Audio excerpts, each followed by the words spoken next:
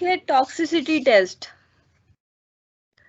Toxicity test हम जो है ना दो तरह की चीजों पे करते हैं। एक तो हम टॉक्साइड पे ये टेस्ट परफॉर्म करते हैं। टॉक्साइड बेसिकली जो है ना हम जो वैक्सीन्स के लिए हम यूज करते हैं ना, बैक्टीरियल एंडोटॉक्स एक्सोटॉक्सिन्स, उसको हम टॉक्साइड कहते हैं। ठीक है, या तो हम उन वैक्सीन पे ये टॉक्सिसिटी टेस्ट परफॉर्म करते हैं, या फिर हम प्लास्टिक कंटेनर्स पे ये टेस्ट परफॉर्म करते हैं। प्लास्टिक कंटेनर्स जो हम ड्यूरिंग इंजेक्शंस या फिर इम्प्लांट्स में, जो ऐसे कंटेनर जो होते हैं जो डायरेक्ट कांटेक्ट में होती है हमारे सब्सटेंस के साथ, उन प्लास्टिक कंटेनर्स पे हम टॉक्सिसिटी टेस्ट परफॉर्म करेंगे या फिर टॉक्साइड पे। और ये हम टेस्ट इसलिए परफॉर्म करें कि ऐसा ना हो कि हमारे कंटेनर्स की वजह से कोई टॉक्सिसिटी हो जाए पेशेंट के अंदर, या फिर हमारे जो वैक्सीन है ना, जो कि हम इटसेल्फ डिजीज को ट्रीट करने प्रिवेंशन के लिए हम यूज करें, ये ना हो कि उसी टॉक्साइड से ही वो डिजीज हो जाए। ठीक है, बायोलॉजिकल रिएक्टिविटी टेस्ट भी इसको कहते हैं, और इसमें हम ये चीज और इस चीज को कंफर्म करते हैं कि हमारे सब्सटेंस के अंदर कोई भी रिएक्टिविटी ना हो, बायोलॉजिकल रिएक्टिविटी ना हो। ठीक है, फर्स्ट टेस्ट है डिप्थेरिया और टेटनस टॉक्साइड का। ठीक है, डिप्थेरिया और टेटनस टॉक्साइड, हम डिप्थेरिया जो है ना डिजीज से प्रिवेंट करने के लिए डिप्थेरिया टॉक्साइड यूज करते हैं, टेटनस टॉक्साइड टेटनस डिजीज से प्रिवेंट करने के लिए। 5 हेल्थी गिनी पिग्स हम लेंगे, 250 to 350 grams उनका वेट होना चाहिए, that have not previously been treated with any material that will interfere with the test। हमने जो भी गिनी पिग्स यूज करने हैं उनको प्रीवियसली हमने किसी भी बायो ऐसे के लिए यूज नहीं किया होना चाहिए। ये ना हो कि हम ऑलरेडी किसी चीज से उसको ट्रीट कर चुकी हों तो उनके ब्लड के अंदर वो ड्रग प्रेजेंट होगा, तो हो सकता है उस ड्रग की वजह से कोई टॉक्सिसिटी आ जाए। तो हमने ऐसा कोई भी एनिमल नहीं यूज करना जिसमें ऑलरेडी कोई भी टेस्ट परफॉर्म हुआ हो। ठीक है, हेल्दी हमने 5 गिनी पिग्स ली हैं जिनका वेट 250 to 350 ग्राम होना चाहिए, that have not previously been treated with any material। अच्छा, उसके बाद इंजेक्ट डिप्थेरिया टॉक्साइड या फिर टेटनस टॉक्साइड। हम जिस टेस्ट पे भी जिस टॉक्साइड पे ये टेस्ट परफॉर्म करें, अगर हम डिप्थेरिया के लिए ये टेस्ट करें तो ज़ाहिर है डिप्थेरिया टॉक्साइड उसमें इंजेक्ट करेंगे। अगर हम टेटनस टॉक्साइड के लिए टेस्ट करें तो टेटनस टॉक्साइड हम इंजेक्ट करेंगे। अच्छा, सपोज हम डिप्थेरिया के लिए करें तो हमने डिप्थेरिया टॉक्साइड उसके अंदर इंजेक्ट करवा दिया, that is at least 5 times the intended human immunizing dose। अच्छा, ये बात इंपॉर्टेंट है कि हम पेशेंट्स में, ह्यूमंस में जो इम्यूनाइजिंग डोज देते हैं वैक्सीन का, ये उसके 5 टाइम्स होना चाहिए, उससे 5 टाइम्स ज़्यादा होना चाहिए, ताकि हम इस चीज़ को इंश्योर कर रहे हैं कि अगर डोज हमारी मेडिसिन के, हमारे वैक्सीन के अंदर ज़्यादा भी आ जाए तब भी वो टॉक्सिसिटी कॉज नहीं करती। ठीक है, इस चीज़ को हमने इंश्योर करना है। हम, आप लोग ने ये पढ़ा होगा कि हम वैक्सीन के अंदर टॉक्सिन्स यूज़ करते हैं, लेकिन इनएक्टिवेटेड में उनके अंदर जो टॉक्सिसिटी होती है ना, हम उसको उसके अंदर सप्रेस करवा देते हैं, और जो उसका इम्यूनोजेनिसिटी प्रॉपर्टी होती है ना टॉक्सिन्स की, उनको हम एक्टिवेट करवाते हैं। तो ये ना हो उन्हीं टॉक्सिन्स की वजह, टॉक्साइड्स की वजह से जो है ना वही डिजीज कॉज हो जाए, तो उस चीज़ को हमने प्रिवेंट करना है।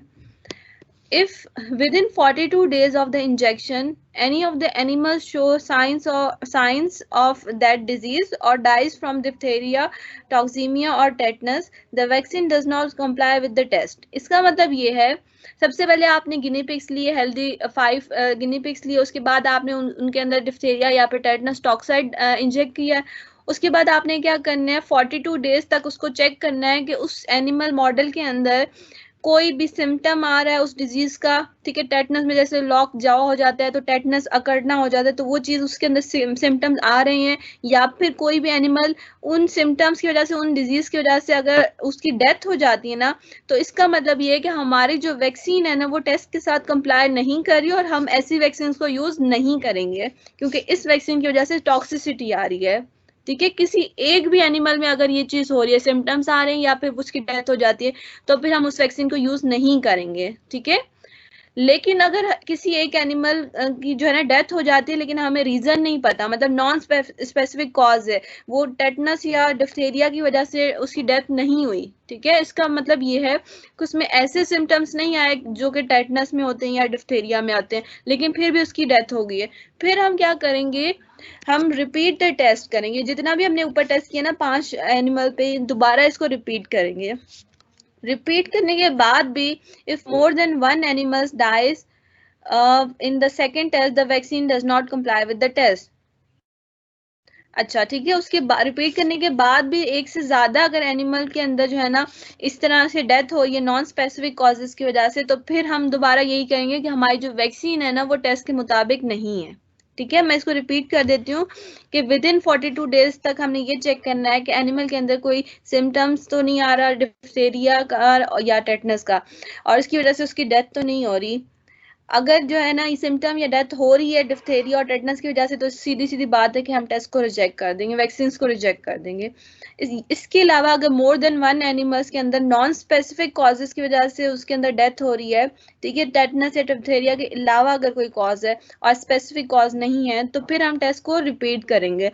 जब रिपीट करेंगे उसके बाद भी अगर यही हो रहा है कि नॉन स्पेसिफिक कॉजेज की वजह से मोर देन वन एनिमल्स में डेथ हो रही है, तो फिर क्या करेंगे, हम दोबारा से हम ये चीज कंफर्म कर देंगे कि हमारी जो वैक्सीन है वो रिक्वायरमेंट्स को मेट नहीं कर रही, और हमारे वैक्सीन के अंदर जो टॉक्साइड है ना वो टॉक्सिसिटी कॉज कर रहा है, और फिर हम ऐसी वैक्सीन को यूज नहीं करेंगे। अच्छा, नेक्स्ट टेस्ट जो हम प्लास्टिक कंटेनर्स के ऊपर टॉक्सिसिटी टेस्ट परफॉर्म करते हैं।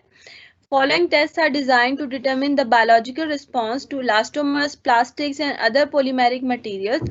हम जितने भी प्लास्टिक मटेरियल, इलास्टोमर्स या पॉलीमेरिक मटेरियल ड्यूरिंग जो है ना इंजेक्शन या फिर इम्प्लांटेशन के दौरान यूज करते हैं ना, जिनका बॉडी में डायरेक्ट कॉन्टेक्ट होता है या फिर उनका एक्सट्रैक्ट बॉडी के अंदर जो है ना हम डाल के चेक कर सकते हैं। फॉर एग्जाम्पल, हम डिफरेंट इम्प्लांट सर्जिकली बॉडी के अंदर प्लेस करते हैं, हम कुछ सिस्टेमिक इंजेक्शंस करते हैं और वो इंजेक्शन अगर हम किसी ऐसी सिरिंज वगैरह या फिर ऐसे कंटेनर के अंदर वो प्लेस था जो प्लास्टिक के बने हुए थे, तो इस चीज़ को हमने इंश्योर करना है कि हमारे इम्प्लांट से कोई टॉक्सिसिटी तो नहीं आ रही, उस प्लास्टिक कंटेनर की वजह से तो हमारे ड्रग के अंदर या हमारे जो भी सोल्यूशन है इमल्शन सस्पेंशन उसमें कोई टॉक्सिसिटी तो नहीं आ रही जो आगे जाके हमारे पेशेंट्स के अंदर जो है ना टॉक्सिसिटी कॉज करेगी। इस चीज़ को हमने प्रिवेंट करना है। ठीक है, दो तरह से हम इस टेस्ट को परफॉर्म कर सकते हैं, या तो डायरेक्ट कांटेक्ट करवाएंगे बॉडी के टिश्यूज के साथ प्लास्टिक कंटेनर्स को, या फिर by the injection of specific extract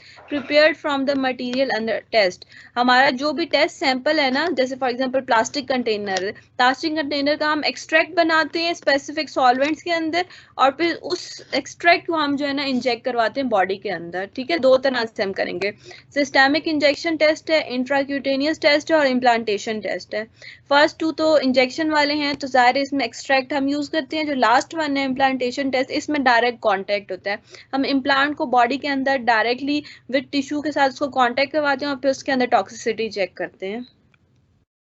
Systemic and intracutaneous test is performed on plastics and elastomers, especially those used in the elastic closures. Plastics और elastomers जो भी elastic closure में यूज होते हैं उन पे हम ये systemic test और intracutaneous test परफॉर्म करते हैं। Systemic test जो है ना इसलिए हम यूज करते हैं to evaluate the systemic effect. जाहिर है अगर हम सिस्टेमिक इंजेक्शन यूज करें, आईवी इंजेक्शन यूज करें, तो वो सिस्टेमिक इफेक्ट प्रोड्यूस होगा। तो सिस्टेमिक टेस्ट में हम जो है ना सिस्टेमिक इफेक्ट को देखते हैं इंट्रावीनस इंजेक्शन के थ्रू, और इंट्राक्यूटेनियस टेस्ट में क्या करते हैं हम लोकल इफेक्ट को चेक करते हैं। ठीक है, जो भी हमारा एक्सट्रैक्ट होगा उसको जब हम इंजेक्ट करेंगे तो लोकली उसका क्या इफेक्ट आ रहा है उस एरिया में, हम उस चीज को टेस्ट करेंगे, उसके थ्रू टॉक्सिसिटी को हम चेक करेंगे। दूसरा टेस्ट जो है हमारे पास implantation test. These tests are used for plastic used for fabricating parenteral containers, accessories, medical devices और implants. मेडिकल डिवाइसेस जितने यूज होते हैं बॉडी में, इम्प्लांट्स जो हम सर्जिकली बॉडी के अंदर प्लेस करते हैं, या फिर पेरेंटल कंटेनर्स को फैब्रिकेट करने के जो पॉलीमर्स एसेसरीज वगैरह यूज होती हैं, वो सारी जो है ना इम्प्लांटेशन टेस्ट में हम यूज करेंगे। Implantation test is designed to evaluate the reaction of the living tissue to the direct contact by implantation of the sample itself. इसमें क्या करते हैं हम अपने सैंपल को डायरेक्टली लिविंग टिश्यूज के अंदर इम्प्लांट कर देते हैं, और आफ्टर सम टाइम उसमें हम फिर चेक करते हैं कि टॉक्सिसिटी प्रोड्यूस हुई है या नहीं हुई।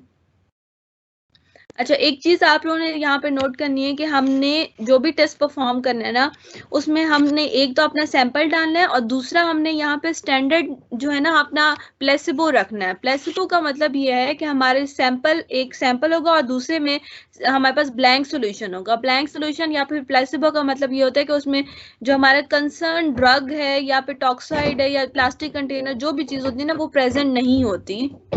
ठीक है, तो वो चीज प्रेजेंट नहीं होगी तो जाहिर है उसमें वो इफेक्ट नहीं आएगा। और हम ये भी चाह रहे हैं कि हमारे सैंपल के अंदर भी टॉक्सिसिटी ना आए, तो हम अपने सैंपल को की जो वैल्यूज होंगे, जो रिएक्शंस के जो इफेक्ट प्रोड्यूस होंगे ना, उसको हम कंपेयर करेंगे विथ ब्लैंक। ब्लैंक में तो ऑफ कोर्स कोई टॉक्सिसिटी नहीं होगी, तो जाहिर है हमने ये चीज कंफर्म करनी है कि हमारे सैंपल में भी टॉक्सिसिटी ना हो। सिस्टेमिक इंजेक्शन टेस्ट में हम क्या करते हैं कि 5 हेल्दी माइस लेते हैं जिनका वेट 17 से लेकर 23 ग्राम के अंदर होना चाहिए।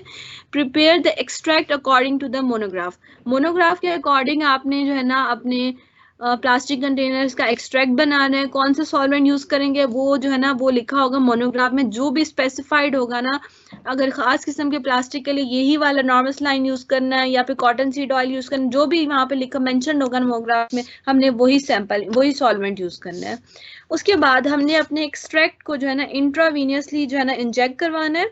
उसके बाद observe the animal after 4 hours, 24 hours, 48 hours and 72 hours. ठीक है, हमने क्या करना है, सैंपल को इंजेक्ट करने के बाद अप टू 3 डेज उसको डिफरेंट टाइम इंटरवल्स पे जो है ना ऑब्जर्व करना है। ठीक है, 4 आवर्स बाद ऑब्जर्व करेंगे, फिर 24 आवर्स बाद, 48 आवर्स बाद, फिर 72 आवर्स बाद। ठीक है, if the animal doesn't show any biological reactivity in comparison with the blank, then sample meet the requirement। इसका मतलब ये है कि अगर हमारे सैंपल के अंदर कोई भी बायोलॉजिकल रिएक्टिविटी नहीं शो हुई, कोई टॉक्सिसिटी नहीं हुई, कोई भी उसने एक्स्ट्रा एडिशनल कोई रिएक्टिविटी शो नहीं की, तो इसका मतलब ये, और हम ब्लैंक में तो ऑफ कोर्स होगी ही नहीं क्योंकि उसमें था ही नहीं सैंपल, तो उन दोनों को आपस में कंपेयर किया और उसमें कोई रिएक्टिविटी नहीं है, तो इसका मतलब ये है कि हमारे सैंपल के अंदर प्लास्टिक जो कंटेनर हम यूज कर रहे हैं ना, उसके अंदर कोई भी टॉक्सिसिटी नहीं प्रोड्यूस करने वाला कोई एलिमेंट नहीं है।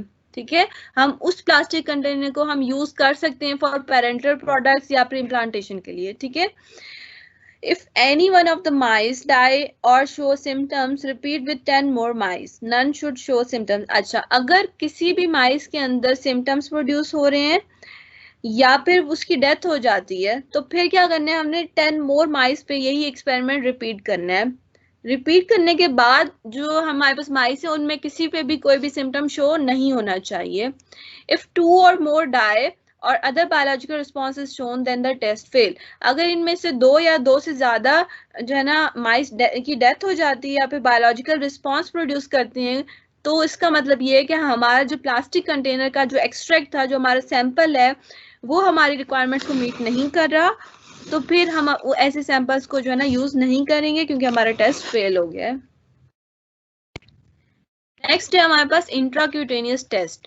इंट्राक्यूटेनियस टेस्ट में हम cutaneous layer of the skin में जो है ना सैंपल को इंजेक्ट करवाते हैं to see the local effect. ठीक है, इसमें सिस्टेमिक इफेक्ट हम नहीं देखते, इसमें जो भी इफेक्ट होगा लोकली उसी एरिया में होगा।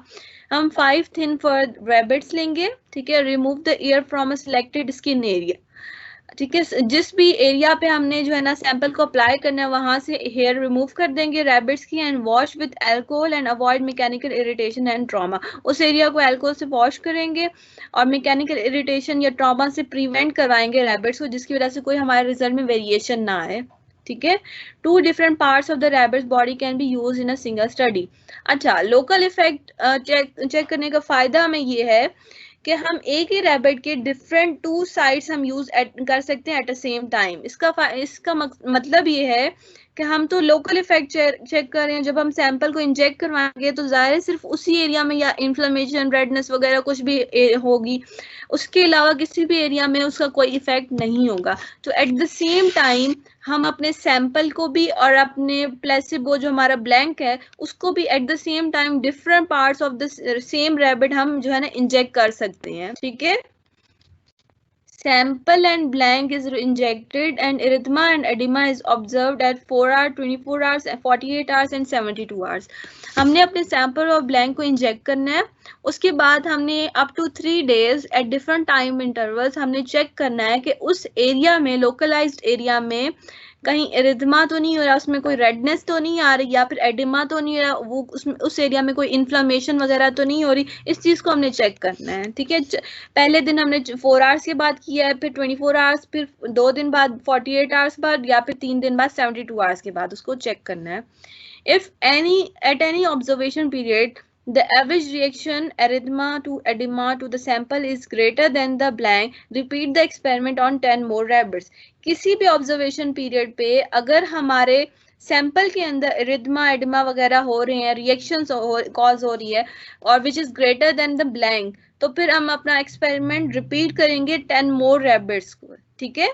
If the result is same, then the test is rejected. 10 more rabbits पे टेस्ट परफॉर्म करने के बाद भी अगर सेम रिजल्ट आ रहे हैं तो इसका मतलब यह है कि हमारा जो सैंपल है हमने उसको रिजेक्ट कर दिया. वो हम इंट्रावीनस या इंट्राक्यूटेनियस या किसी भी चीज के लिए पेरेंट्रली ऐसे प्लास्टिक कंटेनर को हम यूज नहीं कर सकते, ठीक है.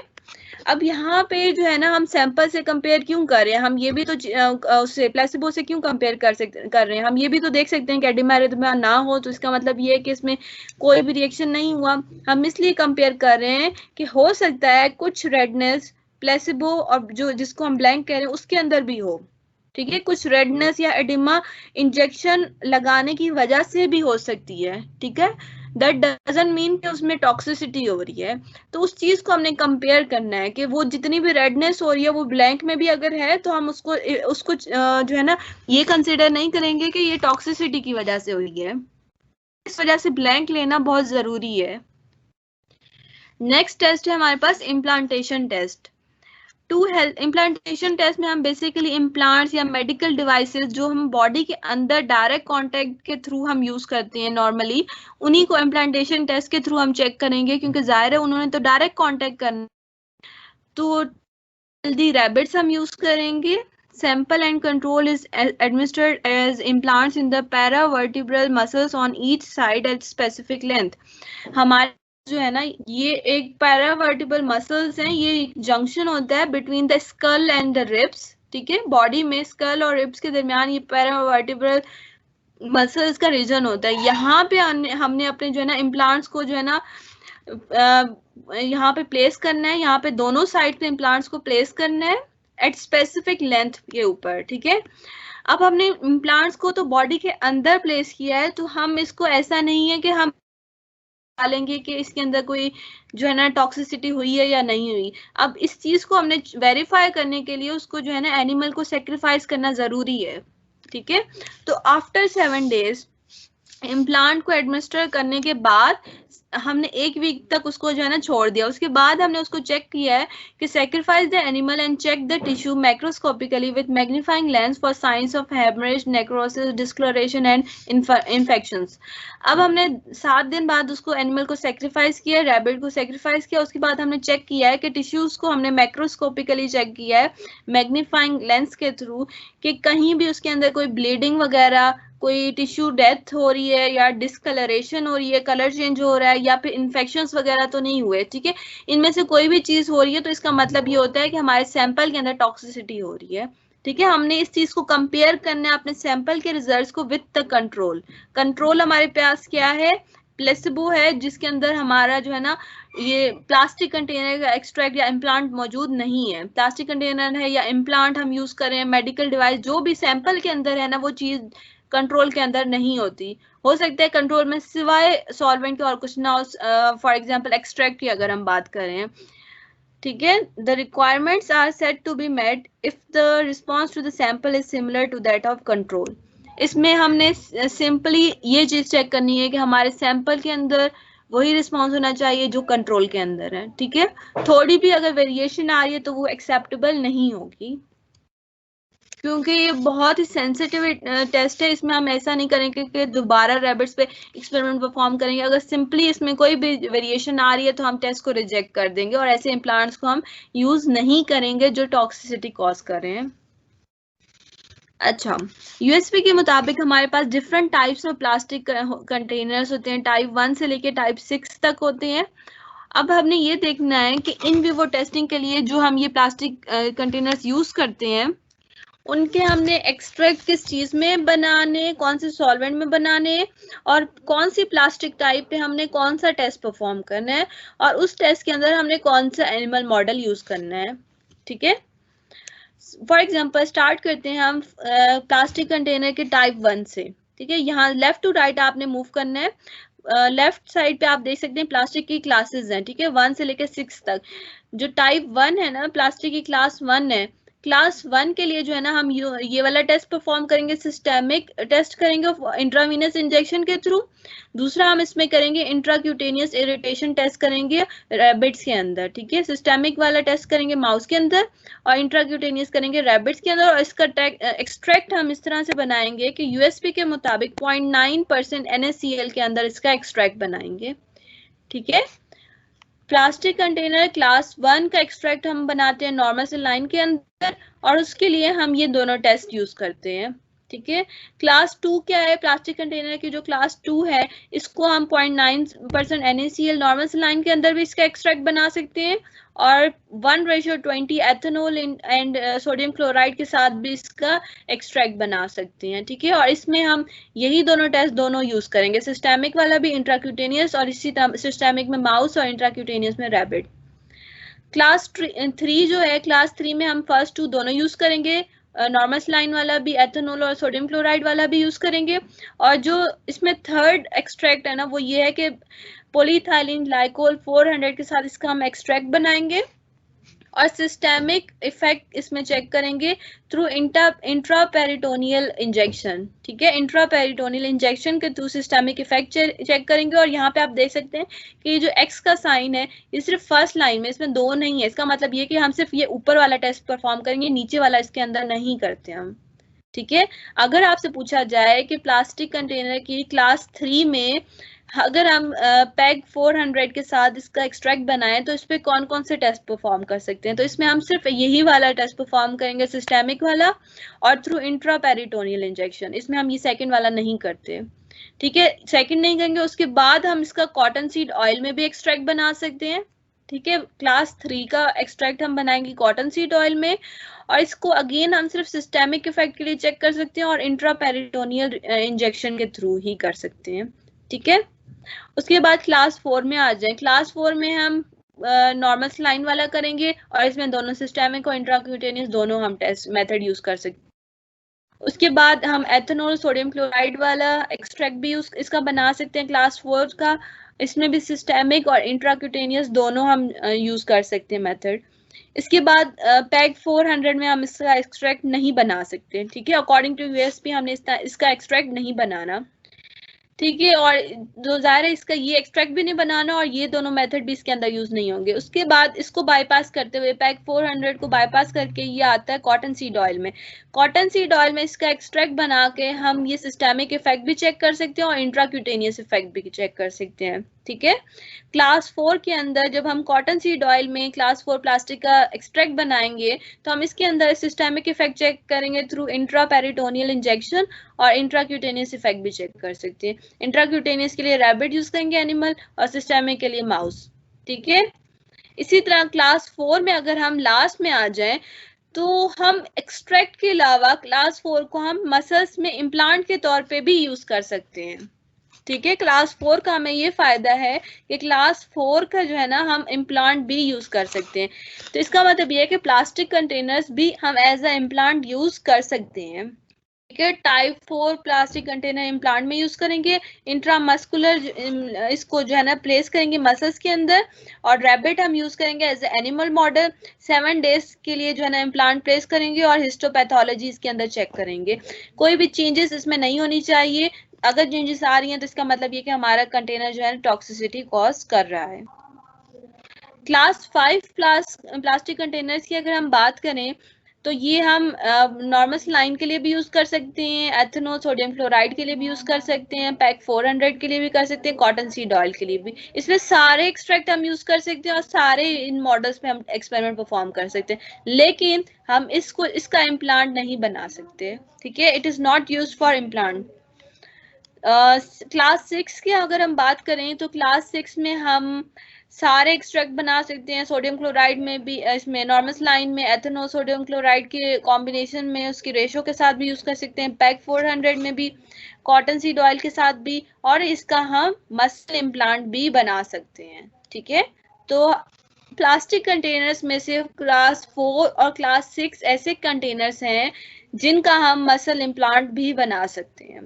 अब स्टैंडर्ड एक्सट्रैक्शन कंडीशंस क्या है? इसका मतलब ये है कि सपोज अगर हम ये क्लास 1 है, क्लास 1 का एक्सट्रैक्ट बना रहे हैं नॉर्मल लाइन के अंदर।